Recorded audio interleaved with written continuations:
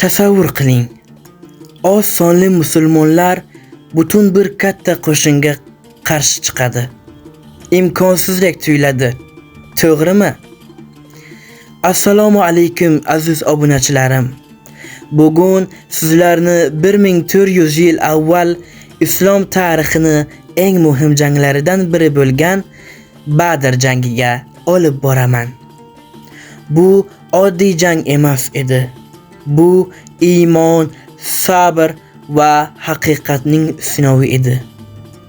Video sizga yoqqan bo'lsa, like bosishni va kanalimizga obuna bo'lishni unutmang. Inshaalloh bundan ham ta'sirli tarixiy hikoyalarni birga davom ettiramiz. Badr jangi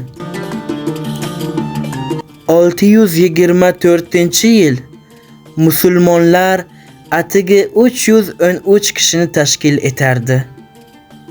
Ularning qarshisida esa 1000 kishilik qo'shin turardi.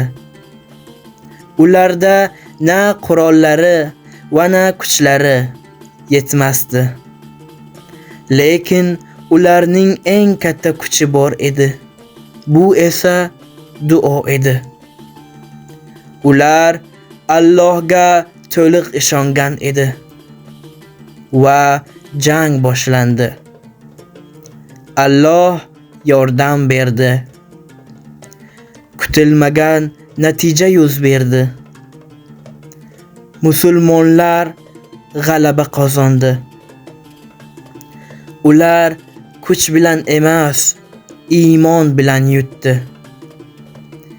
Ko'pchilik bo'lish g'alaba degani emas. Bu voqea katta saboq bo'ldi. Agar Alloh bilan bo'lsang, yolg'iz emassan. Badr jangi bu oddiy jang emas edi. Bu iymon va sabrning sinovi edi. 313 kishi 1000 kishilik qo'shinga qarshi turdi. Ular qurol bilan emas, Allohga bo'lgan ishonch bilan g'alaba qozondi. Bu voqea bizga shuni o'rgatadiki, agar qalbingda iymon bo'lsa, sen kuchlisan. Agar Allohga suyansang, hech qachon yolg'iz emassan.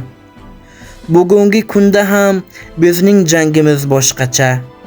Dangasalikka qarshi, gunohlarga qarshi, nafsga qarshi va g'alaba ham o'sha sabr qilgan, harakat qilgan va Allohga ishongan insonniki bo'ladi.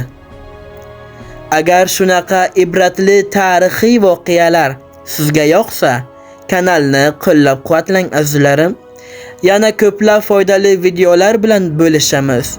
UzNation Nur kanalida ko'rishguncha deymiz. Obuna bo'lish esdan chiqmasin.